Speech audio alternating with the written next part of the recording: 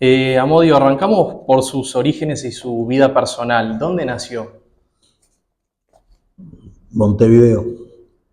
¿Qué recuerdos tiene de su familia y su barrio en sus primeros años de vida? Los primeros muy pocos, porque me mudé, yo nací en la calle Carabelas 3044, casi el iniciador, y a los 6 años nos mudamos a lo que entonces era prácticamente el extrarradio de Montevideo, que era más allá de Boulevard Artigas, este, casi lo que hoy es Luis Alberto Herrera, la calle del Regimiento número 9. Era un barrio clase media baja, y mi padre había ganado un dinero a la quillela o a la lotería y compró un terreno y edificó una casa. Y ahí se desarrolló mi vida desde los 6 años hasta prácticamente los 25, 26 años que ya me fui definitivamente de esa casa. ¿Qué valores marcaron su juventud? La solidaridad, fundamentalmente, con mis amigos, con mis iguales, digamos, con mis compañeros de trabajo. Fundamentalmente eso. ¿Qué tipo de educación recibió y qué influencia tuvo eso en su posterior camino político? Bueno, yo fui a la escuela pública, en la escuela José Enrique Rodó, escuela de práctica, una escuela que tenía mucho prestigio en materia docente, pero era una escuela donde la directora había sido, o era directora al mismo tiempo del Instituto José Pedro Varela, y a pesar de ser una escuela pública se notaban las diferencias sociales.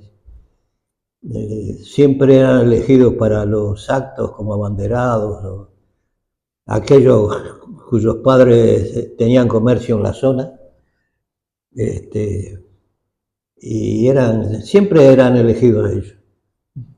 Menos cuando había alguna competencia de tipo deportivo, que entonces sí, los desarrapados íbamos, pues éramos los únicos que podíamos hacerlo, ¿no? Jugar al fútbol, al fútbol sobre todo. Claro. Y en ese momento, ¿cuáles eran sus referentes políticos o ideológicos? No, no tenía, en ese momento no tenía. Mi familia era blanca por tradición, mi familia votaba al herrerismo. Vamos, mi familia quiere decir mis padres, ¿no? Sí. El resto de mi familia también, pero nunca lo tuve muy definido. Pero la influencia grande, definitiva en mi vida, la recibí de mi abuelo, don Manuel Pérez Mendoza, un emigrante canario, ballista, admirador de José Valle Ordóñez y Domingo Arenas, y de él recibí, digamos, las primeras nociones de política y solidaridad de tipo social, digamos. Fue por distintas circunstancias, ¿no? Yo con ese abuelo tuve una relación muy personal, muy particular. Incluso cuando se separó de mi abuela, o al revés, mi abuela se separó de él, parece que había problemas de carácter. El hombre había tenido un accidente laboral, había perdido unos dedos trabajando, había tenido que dejar de trabajar y todo eso lo sumió en una especie de crisis psicológica, depresión se llama ahora, entonces no sé cómo se llamaba. Y yo, bueno, me escapaba de la casa de mi madre cuando me mandaba a hacer algún mandado y lo iba a visitar.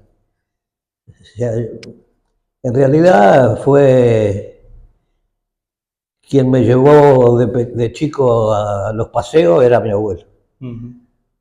Mis padres nunca lo hicieron porque, bueno, ya cuando yo tenía 6 años, mi madre ya tenía 4 hijos, entonces Claro. ella no podía, mi padre trabajaba lo veíamos los fines de semana.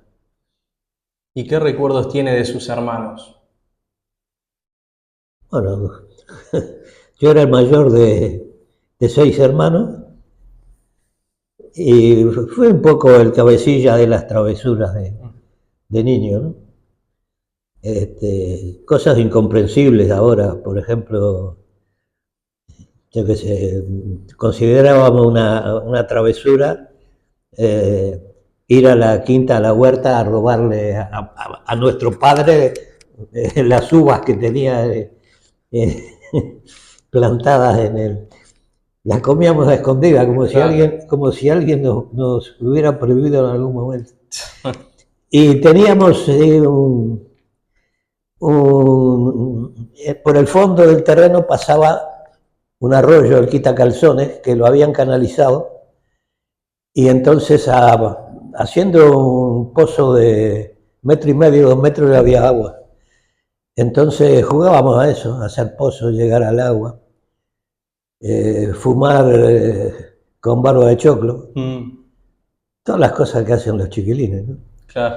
Y un día se nos ocurrió prenderle fuego a un montón de basura que había en, en la casa del vecino, en la parte de atrás, contra nuestro terreno, contra el tejido que separaba los dos terrenos, habían acumulado basura. Y un día se nos ocurrió, seguramente se me ocurrió a mí, y le prendimos fuego, se armó una tremenda. Cosa de... Cosas de niño. Sí. Siempre me llevé bien con mis hermanos. Sí. Sí. Además, como yo era el cartón ligador, era el mayor, siempre el que aguantaba las broncas era yo. Después de eso, los otros 2 varones se avivaron y se abusaban un poco de eso, ¿no? Como sabían que me iban a echar la culpa a mí. Pero bueno, hasta que pasé a la clandestinidad siempre tuve buenas relaciones con ellos. Se estropearon esas relaciones cuando yo volví, en el año 2015. Eso le iba a preguntar. ¿Y actualmente qué es de la vida de Actualmente sus son hermanos? muy malas. Sí, no tiene ningún tipo de relación. No. ¿Qué tipo de trabajos desempeñó antes de sumarse al MLN? Como siempre en la industria gráfica. Ujú. ¿Qué hacía exactamente? Fotografado cuando no existía la tecnología todavía, era todo trabajo manual. Y fui retocador, fui grabador, fotógrafo. Fotógrafo en las artes gráficas, que no tiene nada que ver con hacer fotos en la calle. Claro. Y después trabajé en el BP Color. Ujú. No figuraba como el encargado de la sección fotomecánica, pero en la práctica lo era. Y hoy en su día a día, ¿cuál es su rutina Escribir. de escribir acerca de su pasado como Tupamaro y de la Sí, actualidad política del y la país? actualidad política y el programa que tenemos en YouTube. Ujú. Los preparo muy a fondo, con mucho, porque no quiero eh, decir nada que no sea demostrable, porque sé que el día que cometa un error en ese sentido, me lo van a reprochar con toda firmeza, ¿no? Ya entrando un poco en su pasado como Tupamaro, ¿qué lo motivó a sumarse al MLN? Bueno, es el criterio el sentido de la solidaridad. Yo sentía que había una desigualdad social muy grande, incluso yo me sentía dentro de esa desigualdad, porque me habían despedido como dirigente gremial y cuando quise conseguir trabajo en los otros talleres no los encontré. Había una especie de lista negra, entonces Héctor Amodio no entraba. Y después terminó contratándome para el BP Color el mismo que me despidió de la empresa anterior, porque sabía que técnicamente, digamos que yo servía para el Claro. oficio. Y curiosamente entré ganando muchísimo más que lo que pretendía ganar en el taller de este hombre, Mario Campiglia, que me había despedido porque bueno, pues yo era un agitador. Ujú. Claro, Consiguieron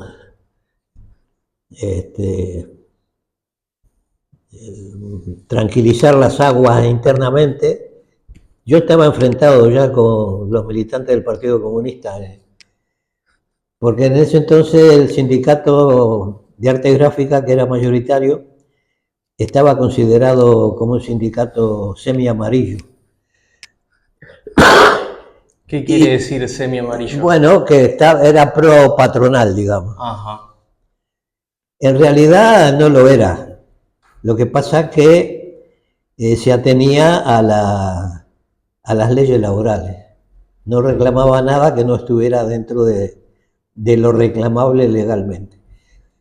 Y estaba el centro de obrero gráfico, que era mayoritario dentro del taller que yo trabajaba, cromógrafo, que lo dirigía Juan Álamo y Óscar Falabrini, dos militantes del Partido Comunista, y estábamos enfrentados por esa razón, porque yo había conseguido afiliar a unos cuantos al sindicato de arte gráfica, porque era el que tenía la representación mayoritaria. Era como, yo qué sé, por ponerte un ejemplo, si hubiera dos centrales sindicales, digamos, lo lógico es afiliarse a la mayoritaria, que es la que en teoría estaría en mejores condiciones. claro. A lo mejor me equivoqué, pero eso provocó un enfrentamiento, tanto es así que cuando me despidieron yo mismo, en una reunión que se hizo, yo dije que no se molestaran por mí porque que no valía la pena, que estaba despedido, que sabía que no me iban a readmitir y que no valía la pena que se jugaran. ¿Y existía algún tipo de ritual o procedimiento de aprobación para entrar al MLN? Bueno, tenías que ser conocido por quienes estaban en ese momento organizando. Lógicamente era una relación personal ¿Y usted con quién tenía relación? con muchísima gente. Ujú. Pero los principales. Jorge Manera, Ujú. Raúl Sendí, que tenía una relación mucho más a la distancia, pero yo conocía a mucha gente. Yo fui secretario general de un centro del Partido Socialista, o sea que con 20 y pocos años tuve algún carguito de responsabilidad dentro del partido y contaba con la confianza del comité ejecutivo del partido, a tal punto que cuando se formaron los grupos de autodefensa, yo era responsable de uno de esos grupos.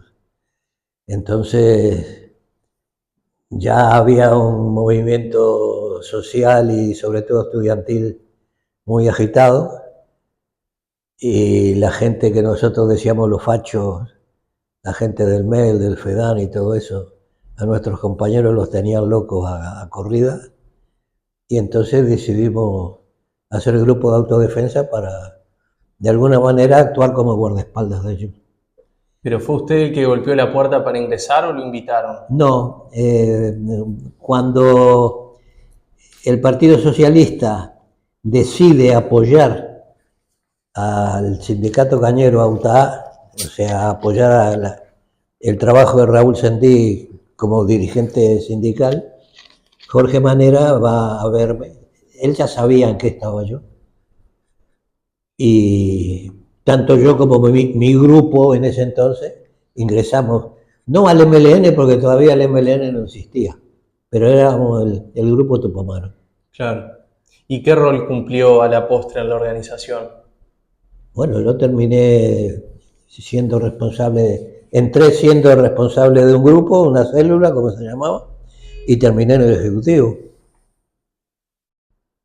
Fui Ujú. miembro de la dirección desde octubre del año 68 hasta junio, el 30 de junio de 1970.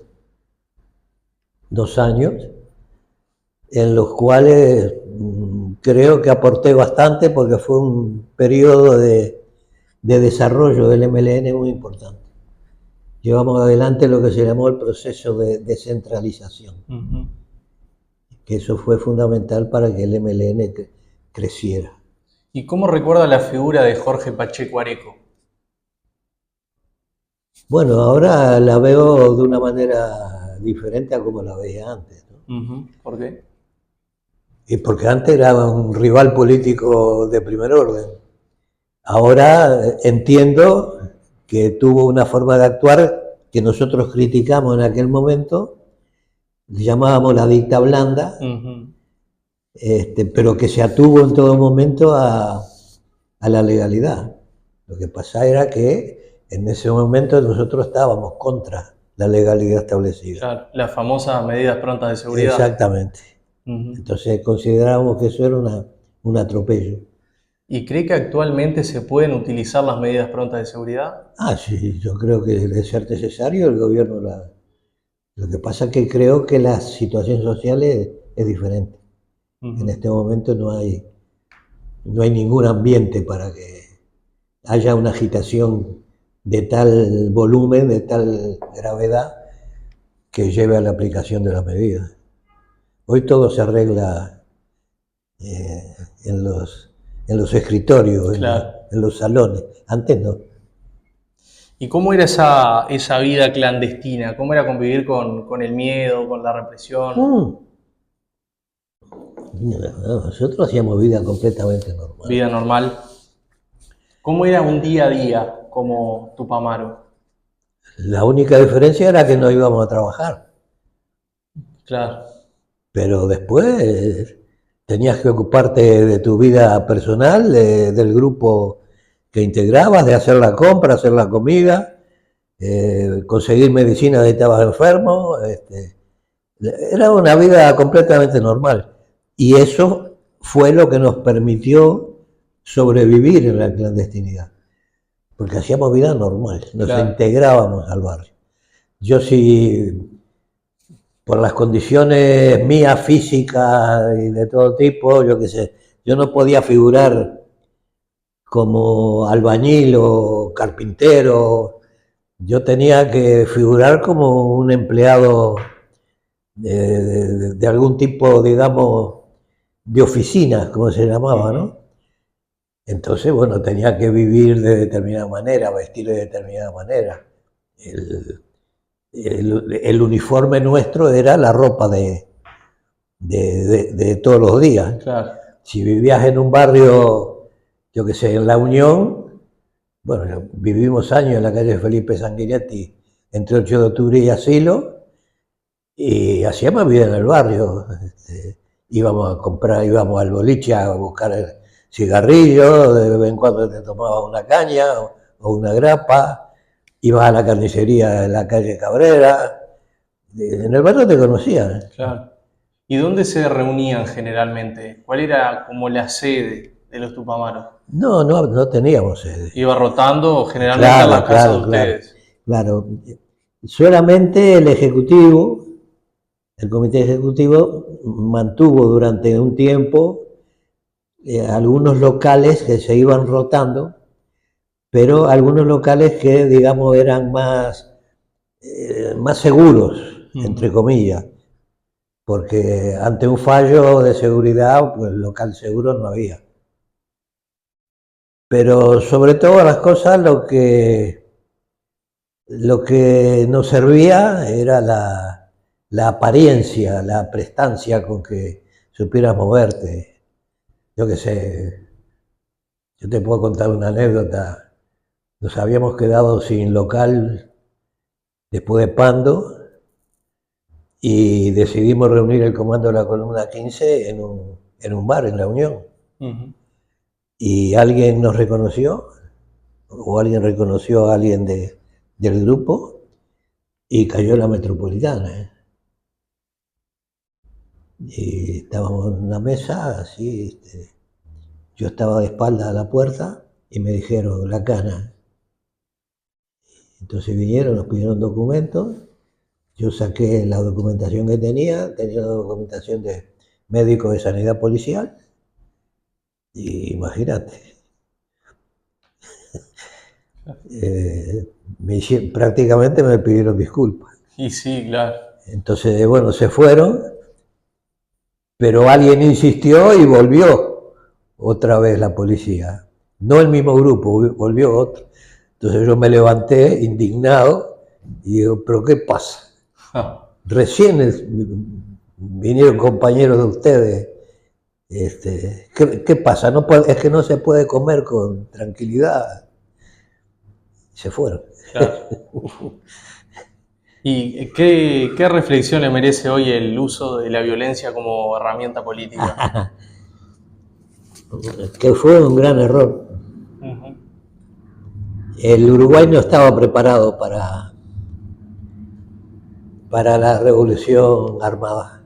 ¿Cree que los tupamaros son responsables de la dictadura? En parte sí, Ujú. no totalmente, el sistema político también lo es. Lo que pasa es que nosotros precipitamos la dictadura. La dictadura se iba a dar Sí, de va a todas, darse. todas.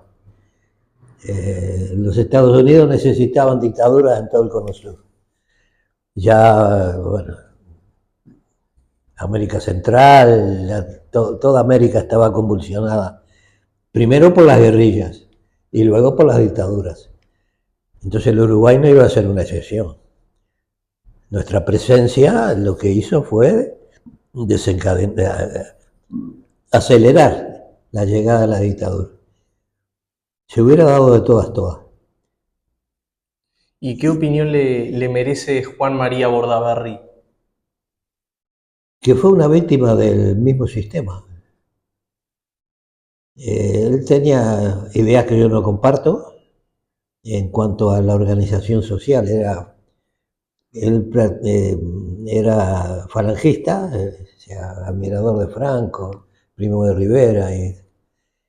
Y yo en esa época, y ahora también, quiero que quede claro, no comparto esas ideas.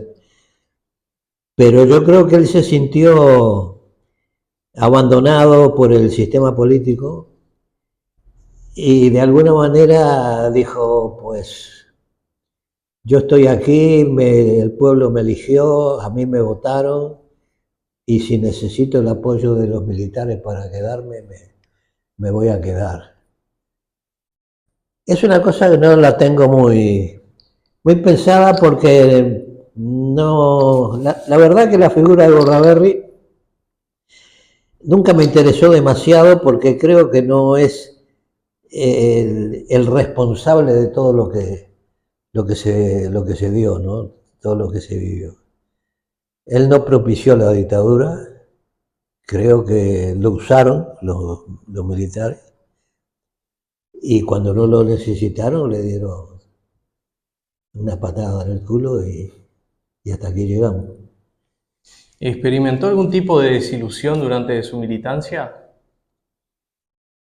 Mucha, Ujú. mucha. La fundamental es el haber fracasado, porque eso es, no quemé, digamos, hoy pienso de una manera diferente a como pensaba cuando tenía 30 años, ¿no? Ahora tengo más del doble, casi el triple. Entonces pienso de una manera diferente. Y más que decepciones, lo que sufrí fueron situaciones dolorosas, muy dolorosas. La muerte de compañeros que habían sido casi como hermanos,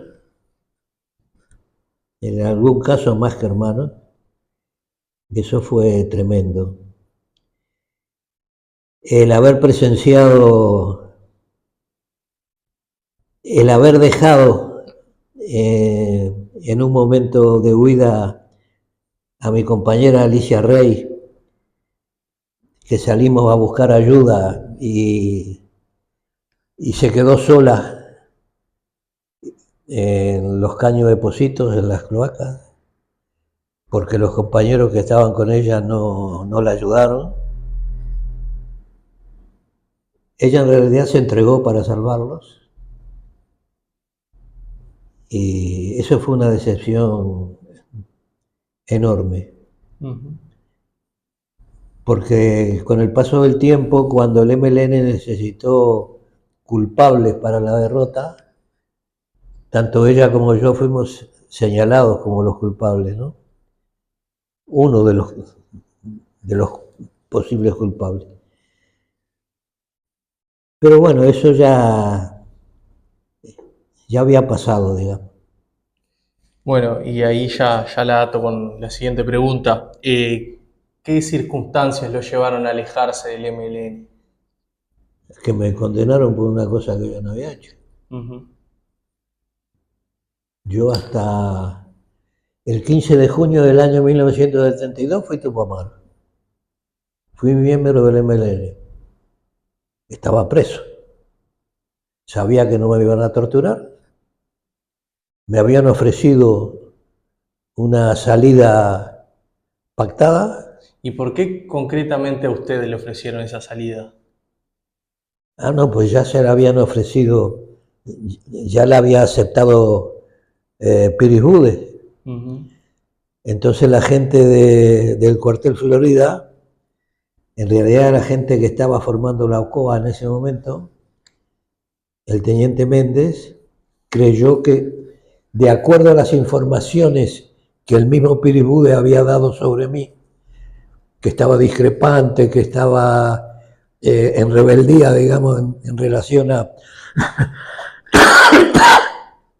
los planes del MLN, pensaron que yo era un elemento captable y creyeron que yo podía darles una cantidad de información que en realidad no tenía. Porque yo recién me había vuelto a fugar de la cárcel de Punta Carreta, no tenía militancia, no estaba encuadrado en ningún sitio. El único local que conocía era el de la calle Juan B. Morelli, que ya había caído. Yo creí que había caído cuando me detuvieron a mí. Y yo le dije, me dieron a leer las declaraciones de los que habían detenido antes que yo, le dije, aquí está todo, yo no te puedo nada más. Entonces me dijeron, bueno, pensalo. Entonces a los 3 o 4 días sale lo de la cárcel, me acusan de haber entregado la cárcel, me condenan a muerte, y entonces yo primero pienso que eso es un error que se va a resolver. Que es más, y no se resolvió porque no quisieron. Precisaban un chivo expiatorio y me acusaron a mí. Porque Bassen, que fue el que entregó la cárcel realmente, bueno, fueron Bassen y Wolf, pero el que habló con los militares fue Bassen. Y Bassen en todo momento reconoció, no, no fue el negro, fui yo.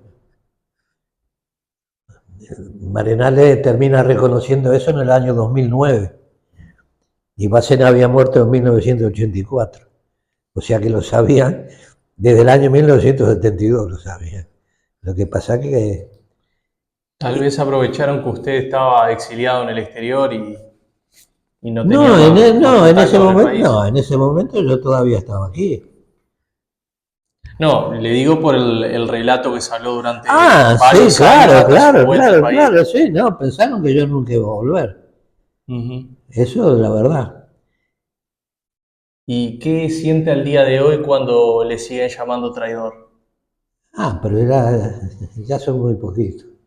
Ujú. Cuando yo vine en el 2015 me consideraba traidor todo el mundo. Hoy no. Hoy es una cosa ya ni me molesta. Ni me molesta, no.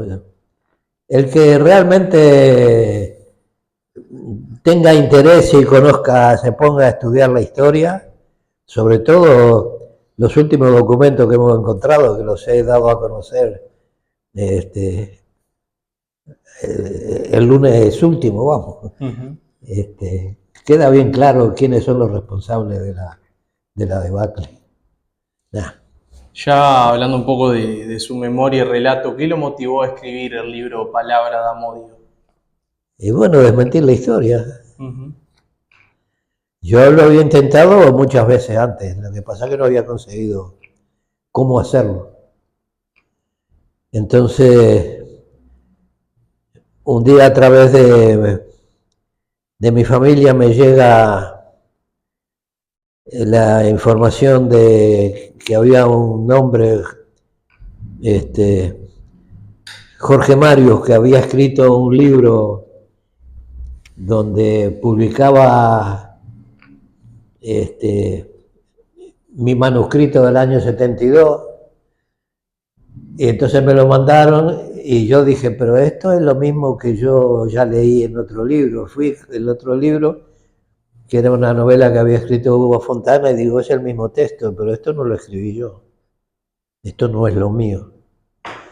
Entonces me puse en contacto con Jorge Marius, que era el que había escrito el libro ese, La tiranía de la miseria. Ujú.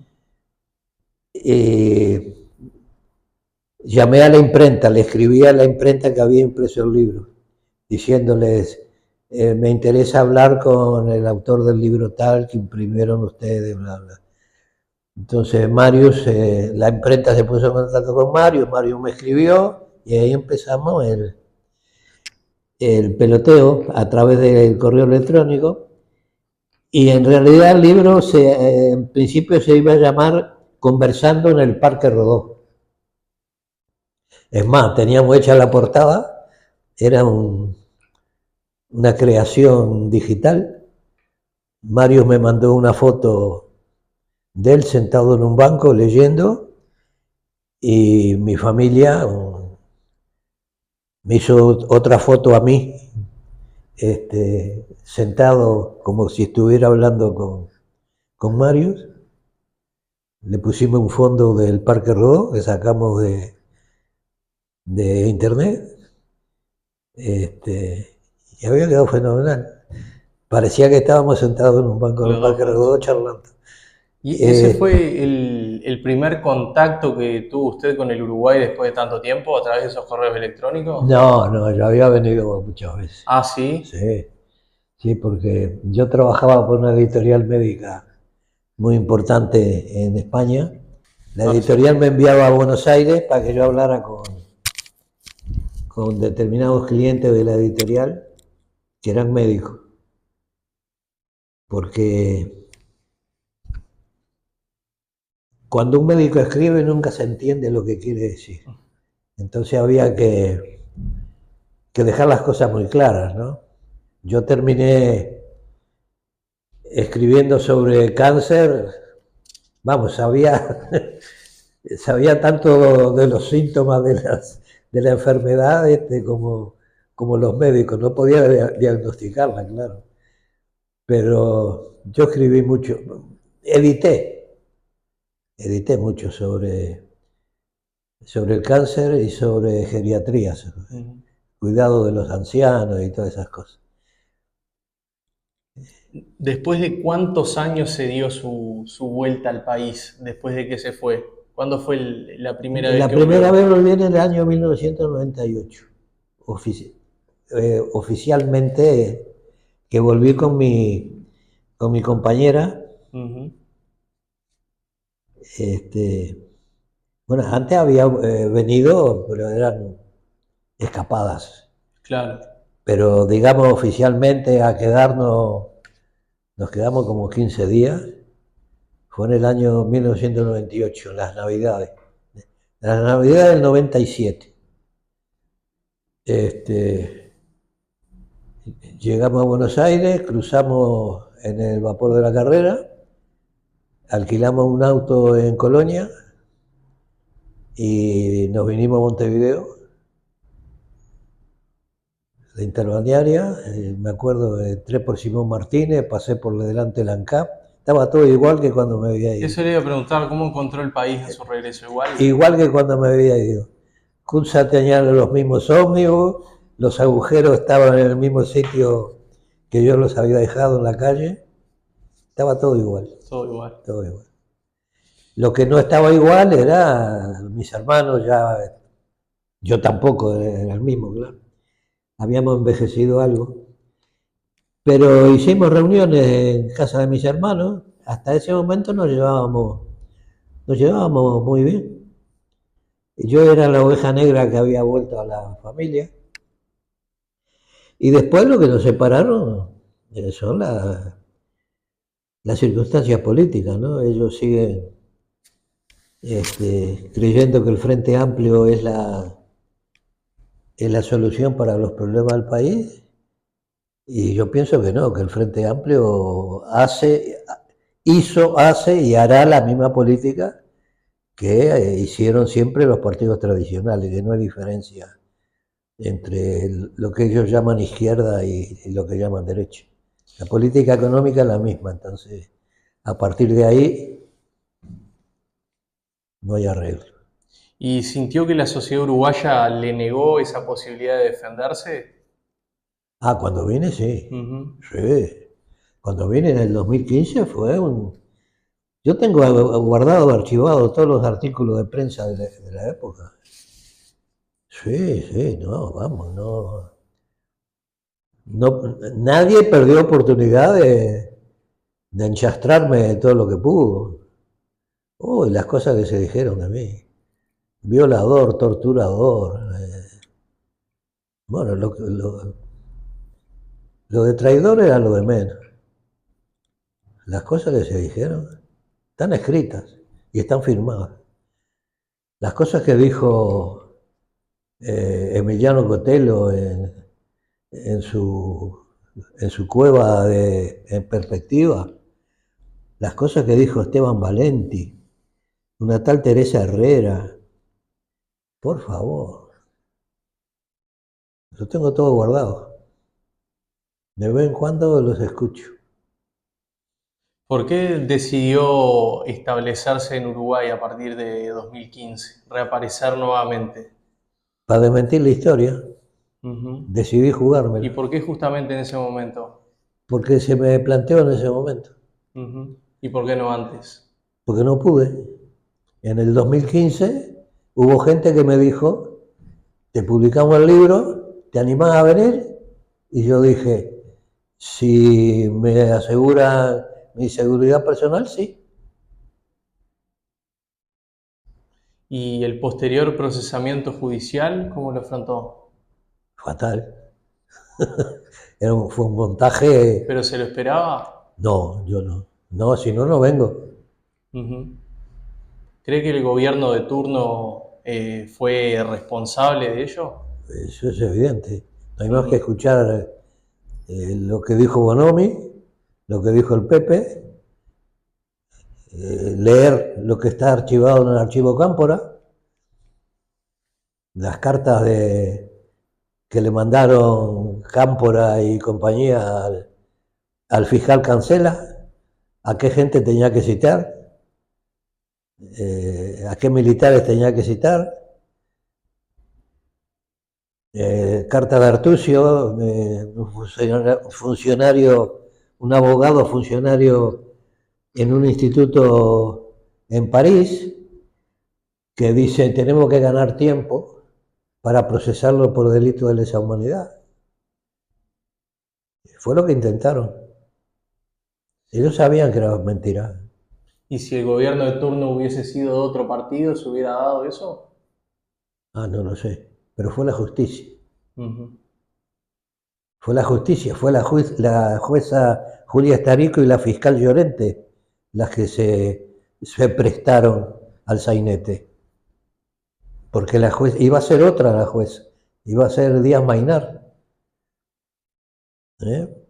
Pero se dio la circunstancia, Díaz Mainar medio quiso escabullirse y aprovecharon que iba a estar de turno la Julia Estarico, que era una alcahueta en todo sentido, quería este, ser ascendida a, no me acuerdo a qué tribunal, y se creyó que procesándome a mí lo iba a conseguir. Consiguió todo lo contrario, porque fue un disparate tan grande lo que hizo, tan grande, que ya nadie se acuerda de ella, ¿no? Ni de ella ni de la fiscal Estela Llorente. Hay que ver que Estela Llorente dio una conferencia de prensa en la puerta del juzgado para anunciar que iba a pedir mi procesamiento. Una cosa increíble, vamos, ni que yo hubiera sido Adolfo Hitler. ¿Y qué opina de la justicia uruguaya? Que está flechada. Ujú. Está flechada, flechadísimo. No hay más que ver la Fiscalía de Lesa Humanidad. Está procesando sin pruebas. Ese es el tema. ¿Y qué opina acerca de Jorge Díaz y su nuevo cargo en el gobierno? El papá el papá de la criatura. Es el creador de la Fiscalía, es quien designó a los fiscales amigos en los puestos que todavía tienen, combatió a todos los que se le pusieron enfrente, este, estaba enfrentado con Percivale, lógicamente, hasta que le consiguió un puesto a Percivale digno de su jerarquía como fiscal, y ahí están. En realidad es el guardaespaldas ideológico del gobierno. ¿Cómo ve al Uruguay actual en comparación del de la década del 70? Peor, ¿Por qué?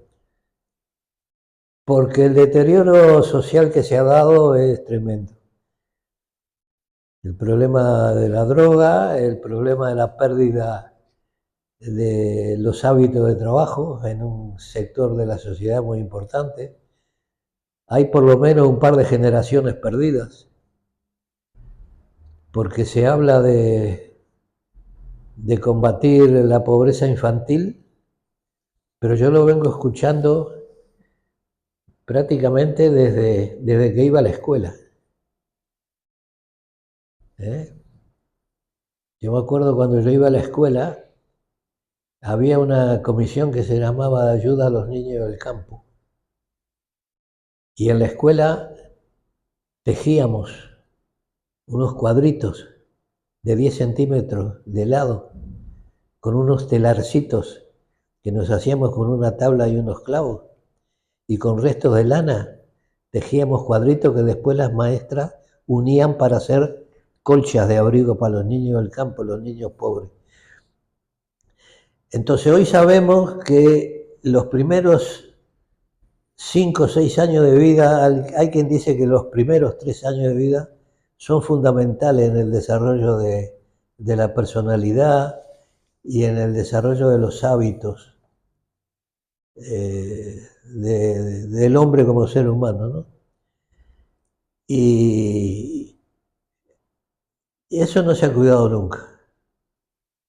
Y entonces, ¿qué porvenir pueden tener los niños que se han criado y que hoy tienen 10, 12 años este, y que conviven en situaciones de miseria? Porque antes existían los cantegriles, pero encontrabas uno por allá perdido por el cementerio del norte, el de Aparicio Saravia, pero hoy te encontrás asentamientos en todos lados. ¿Y cree que eso pueda cambiar? En breve plazo no, no. ¿Cuál es la solución? Ah, dedicarse a ello, dedicarse a ello. ¿Cree que es posible? Terreno hay, Ujú. dinero hay, se lo estamos dando a las multinacionales, dinero hay. ¿Qué opinión tiene acerca del Frente Amplio y su evolución política? Que no tiene nada que ver el Frente Amplio con el Frente Amplio que alguna vez dijo que iba a combatir la corrupción, que iba a defender la soberanía del Uruguay, que dijo no a la extranjerización de la tierra, que dijo sí a la nacionalización de la banca. ¿Eh? Hoy la banca nacional no existe. El Banco República trabaja para la banca privada. No ocupa lugares de mercado porque se los ha dejado a la banca privada. La gente me dice, no, es que Pero es que el Banco República no te da ninguna ventaja, claro, no te da ninguna ventaja para que el otro, el Santander, te engañe diciéndote que te da el 15% o el 25% de rebaja en tal o cual sitio, porque te lo da vos, pero se lo quita a otro. El Banco Santander es un banco corrupto totalmente. El presidente de su directorio, Emilio Botín, estuvo procesado en España porque el banco tenía un equipo de abogados para asesorar a sus mejores clientes sobre cómo defraudar al fisco. Se lo archivaron después, claro, porque ¿quién se va a meter con Emilio Botín? Durante años, cuando las crisis del año 2001 y 2002 en Uruguay y en la Argentina, el Banco Santander ganaba más dinero con sus bancos en América del Sur que en España, en plena crisis. Claro, los intereses que se cobran aquí no son los que se cobran. Claro. Andá a decirle a los españoles que te va a cobrar el 25% por un préstamo personal. Por favor. ¿Cómo recuerda a José Mujica, su ex compañero, y qué sintió al verlo llegar a la presidencia de la República? Ah, lo recuerdo como un loco de mierda. Este, nunca, nunca trabajamos juntos. Ujú. Yo lo conocí a la distancia. Lo conocí fundamentalmente en Punta Carreta, porque antes no habíamos tenido, es más,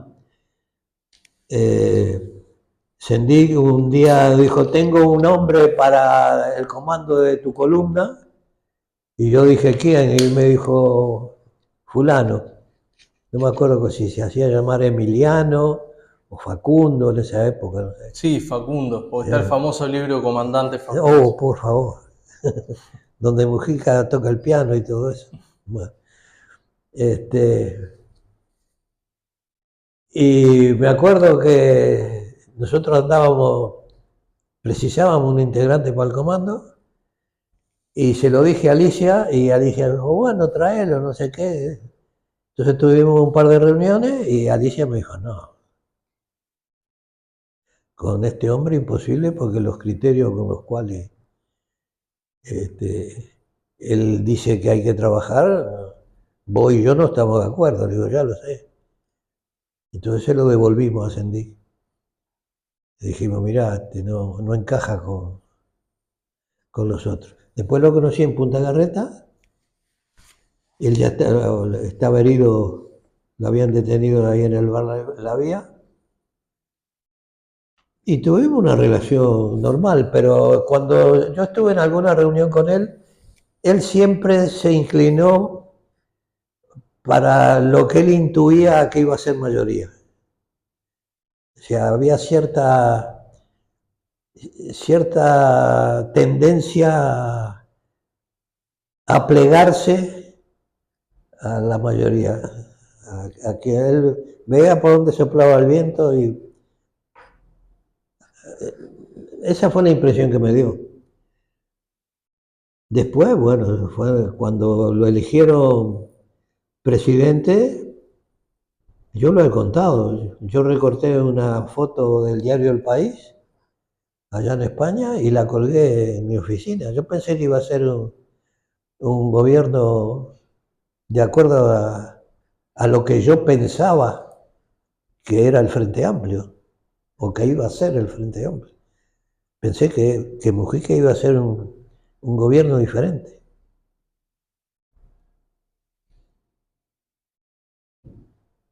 Esa fue una de las desilusiones más grandes, no solo para mí. Yo creo que ¿Y, fue la pérdida de un eslabón de esperanza para mucha gente. y por qué cree que se dio eso? Que Mujica tuvo un mal gobierno y no cumplió con las expectativas que mucha gente tenía. Primero porque dejó hacer, se reunió, se dejó que a su alrededor floreciera la flor innata del lumpenaje, ¿eh? Eh, hay que tener en cuenta que después de la dictadura la gente estaba sin laburo, no había condiciones para trabajar y se dedicaron al chorreo, muchísima gente. Este, y ahí se empezó a formar el MPP y a crearse las diferencias de orientación entre la gente que se vinculó a Sendic y la gente del Ñato, Mujica y toda la barra brava esa de La Teja, el Paso de la Arena, el Zonal 4 que se llamaba, donde ahí se traficó con drogas, se robó a cobradores en la calle, nada. Y además porque es un lumpen, es un lumpen, y él presumió de eso. Y luego como presidente, vamos, él es responsable en buena medida de, de la pérdida de los hábitos de trabajo, esa imagen de que no hay que laburar o laburar lo menos posible, porque queremos laburar poco para después ir a trabajar a otro lado, para comprarnos la moto. Todas esas cosas que en el fondo son los que han movido al ser humano a esforzarse, ¿no? Y él ha ido en contra de todo eso. ¿Qué pasa? ¿Que él lo ha podido hacer? Lo ha podido hacer porque siempre vivió igual. Nunca le faltó nada. Eso de que es el presidente más pobre del mundo, eso es un verso grande como el Estadio Centenario, o más, o Maracaná. Por favor. De pobre no tiene nada. Pobre es el que no tiene para comer, y él ahora no come porque está enfermo, dice. Pero antes ha comido todo lo que ha querido y viste como un bichicome porque es el uniforme suyo. Para hacerle creer a la gilada que es pobre. Sobre todo a los extranjeros, que vienen admirados porque es un mafioso. ¿Y qué opinión le merece la actual situación sanitaria de Mujica? Que ¿Cree que si, deja un legado en la que sociedad si uruguaya? es ¿Cree que deja un legado en la sociedad uruguaya? un O legado, por lo menos en su partido político? ¿te entendí? Sí. Yo creo que cuando muera Mujica no va a quedar nada del Mujiquismo. Ujú. ¿No Nada. cree que hay mucha gente que vota al MPP por Mujica solamente? Sí, sí, Ujú. sí, sí, sí. Pero cuando no esté Mujica, ¿qué van a hacer?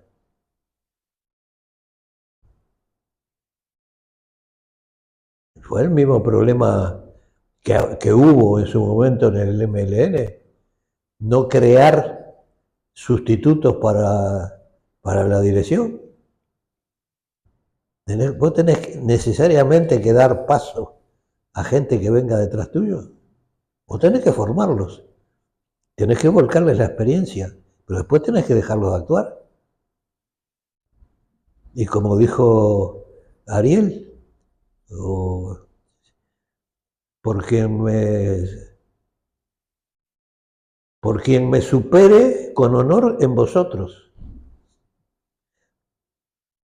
Es, es, y ese fue el fallo de de Marenales, el fallo de Sendí. Ten en cuenta que eran incapaces de delegar responsabilidades.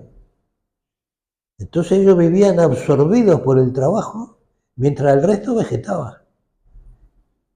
Éramos un montón de clandestinos tomando mate. ¿Para qué? ¿Y quién es el heredero de Mujica actualmente? ¿Orsi? No, no. ¿No tiene? Yo creo que, en primer lugar, habían pensado en el Sendic chico, en Raulito. Ujú. Le falló porque era un incapaz. Y ahora, desde hace tiempo, yo veo que se ha venido promocionando al Pacha Sánchez a tal punto que ahora es uno de los laderos de Orsi. Ujú. Pero no sé si tiene uñas para guitarrero. Vamos a ver, el tiempo dirá. ¿Cómo interpreta el rol de los movimientos sociales en la actualidad? ¿Qué movimiento? Desde el feminismo hasta, yo qué sé, los veganos, vegetarianos, todo Son eso. modas, ¿Son moda? son modas. Eh, bueno, lo del feminismo es una cosa que está, que es un viejo problema, que tuvo causas reales, hace 40, 50 años, este, porque hasta determinada altura, en la verdad, la mujer dependía primero del padre, después del marido, a tal punto que era una subordinada dentro de la familia, ¿no? Una relegada.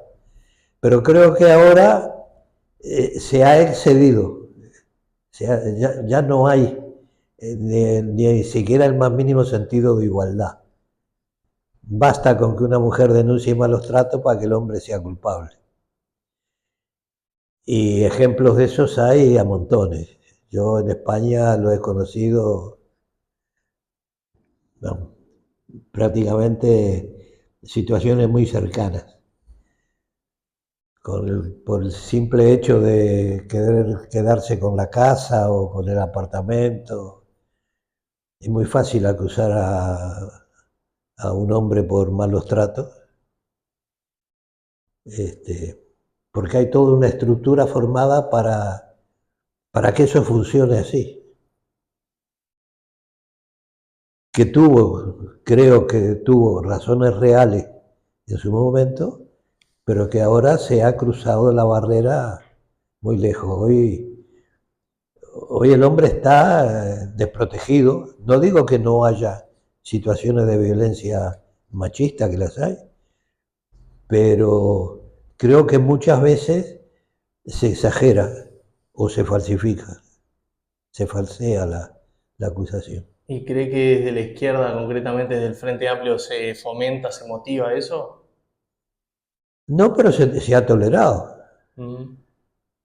Es que el Uruguay, el Frente Amplio, el Partido Socialista, los comunistas, los blancos, son fruto de la sociedad y resabios machistas sigue habiendo. Eso. Ahora, ¿qué pasa? Que el error para mí de los movimientos feministas es que se han quedado en eso, en esa reivindicación. Yo creo que eso es las migajas que el sistema capitalista le ha ofrecido a la falsa izquierda para hacerle creer que está progresando en la labor social. Entonces, esas cosas, esas igualdades que podrían darse dentro de un sistema político diferente, hoy se toma como la reivindicación máxima, mientras sigue habiendo explotación laboral y nadie dice nada, Ujú.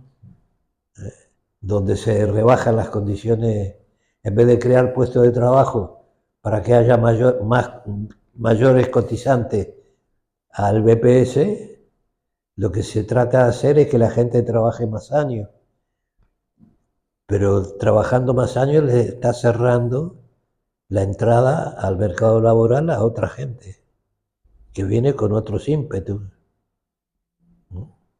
¿Cree que la democracia uruguaya ha sabido sanar las heridas del pasado? No, la prueba está, la prueba está en la existencia de la Fiscalía de Lesa Humanidad. Ujú. Ese fue un error garrafal que cometieron los militares cuando se les ofreció la amnistía y dijeron que no porque ellos habían actuado, lo cual no era cierto, pero ellos, nadie los obligó a torturar, nadie los obligó, les dejaron hacer. Los mandos les dijeron que hicieran todo lo que pudieran, lo que tuvieran que hacer para destruir a las organizaciones sediciosas. Y lo hicieron. Lo que pasa que para terminar con la dictadura también se les prometió que eso no iba, que los procesamientos no se iban a dar. A mí me lo dijo Sanguinetti. No les podíamos decir que a los 15 días los íbamos a meter presos, porque entonces no se iban. ¿Qué opinión le merece la gestión de Luis Lacalle Pou? Ah, yo estoy dentro del escaso número que no lo aprueba. Yo creo que se preocupó más de su figura personal, eh, porque no hizo cosas que eran fundamentales, que ahora su padre reclama, Ujú. ¿Cuáles? que se derogue la ley 18.596, que dice que la dictadura empezó en el año 1968. Esa es la principal. Después todo lo demás para la galería. Yo creo que se preocupó más de su imagen personal, hacerse el simpático, de moderno, de que se movía libremente, de que iba a surfear y todas esas cosas. Pero eso no hace un gobernante. ¿Y cree que pueda volver a ser presidente? Espero que no. ¿Qué expectativas tiene de cara al gobierno que ya comenzó de Yamandu Orsi? Yo creo que va a ser un gobierno mediocre, porque es mediocre el partido que, que está en el poder. A eso agregale que es mediocre la oposición. Yo veo el futuro del Uruguay muy a expensas de, del capital extranjero, como siempre. Eh, no se incentiva. Aquí hay gente que tiene muchísimo dinero. Tenemos el caso de Conexión Ganadera, donde se han visto estafados, entre comillas, este, gente que tenía muchísimo dinero.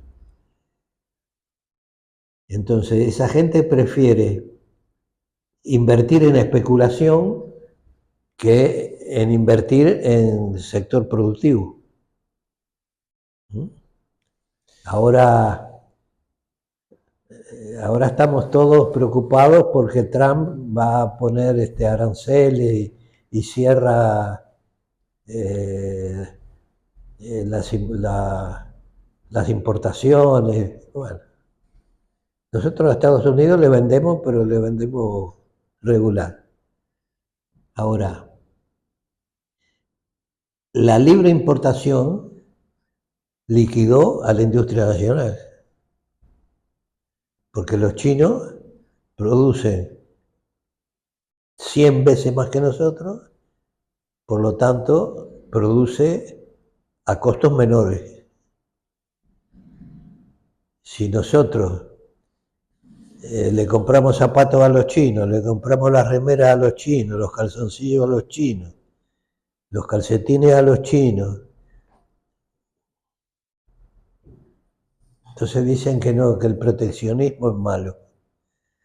No, lo que pasa es que el Uruguay habría que hacerlo de nuevo, ¿no? Y para hacerlo de nuevo tenés que cambiar todo el sistema político, porque hay un sector de la sociedad muy grande que vive del Estado. Y el Uruguay es un Estado carísimo, es un país carísimo, pero carísimo. Ujú. De acuerdo. Entonces, no producimos ni siquiera para el mercado interno. Ya, Como los chinos nos compraban carne, el precio de la carne subió, la ley del mercado. Entonces, muy bien, cobrarle caro a los chinos, pero al uruguayo mantener en los precios que tenías antes, no jodas. O sea que, porque los chinos pueden pagar, los uruguayos también tenemos que pagar, y como te digo eso, bueno, más los negocios desastrosos con Venezuela, donde ahí se pringó el Frente Amplio y los venezolanos. ¿Por qué el apoyo a Maduro y todo lo demás? Para que no se deschave cuál es la situación de los negocios con Venezuela. Las casas prefabricadas que ahí quedaron mm, y los venezolanos pagaron. La leche que se le vendió a los venezolanos que los venezolanos no pagaron. ya para ir cerrando, hablemos de su cotidianeidad y presente. ¿Cómo transcurre un día en su vida actualmente? ¿La gente lo para por la calle? ¿Lo reconocen como antes? Sí, bueno, eso ha sido un cambio sustancial. Cambio sustancial. Este, me reconoce, yo qué sé, con el tema de que aparezco en YouTube dos por tres, Ujú. entonces ya no paso tan desapercibido como en los primeros momentos. Entonces, donde vivo todo el mundo sabe quién soy, ¿En unos qué me, barrio vive? unos me saludan y otros no. Ujú, Vivo por la blanqueada. ujú. Unos me saludan y otros no, no me preocupa. Este, me para gente por la calle, me saludan, me felicitan, me preguntan cosas, qué opino de esto, qué opino de lo otro. Este, la gente en el ómnibus, o un día tomé un ómnibus, un interdepartamental y el chofer me dijo, no, no, lo invito yo. ¿Y qué Este, hobby no o me dejó. actividades tiene además de escribir? ¿Eh? ¿Qué hobbies o actividades tiene además de escribir, de salir al Ah, programa de bueno, YouTube? cuando puedo monto en bicicleta, Ujú. cuando el tiempo lo permite. Este, escucho música, veo alguna serie de televisión, si me interesa, me tiene que interesar mucho porque estoy harto ya de Netflix, de todo lo políticamente correcto. Creo que se ha desvirtuado lo que es la realidad social. En todos lados hay homosexuales, en todos lados hay lesbianas, en todos lados hay jefas negras, gordas, feas, que están al frente y que tienen de subordinado a hombres guapos. Eh, no sé, creo que eso no es la realidad, ¿no? Claro. Entonces creo que se nos quiere imponer una realidad que no existe, por lo menos en el Uruguay no existe. ¿Cuáles son sus mayores deseos para el Uruguay de los próximos años?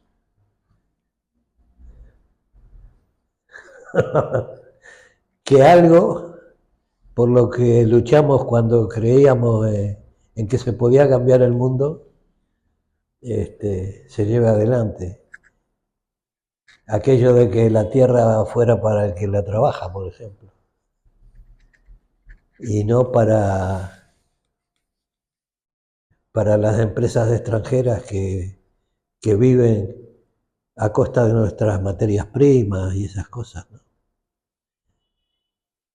Es muy difícil, pero dice mi amigo Luz que la utopía no existe. Y yo creo que la utopía no solo existe, sino que es necesaria. Porque es lo único, el ir más allá es lo único que te impulsa a seguir luchando. Porque el día que decís, bueno, hasta aquí llegué porque ya tengo todo lo que deseo, todo lo que necesito, yo creo que en ese momento empezás a retroceder. No importa la edad, yo creo que siempre hay que tener proyectos de futuro. Yo al menos los tengo y creo que me hace bien. ¿Y qué legado quisiera dejar? ¿Cómo le gustaría ser recordado? Como un tipo que se equivocó cuando joven, que después trató de rectificar y que tuvo éxito.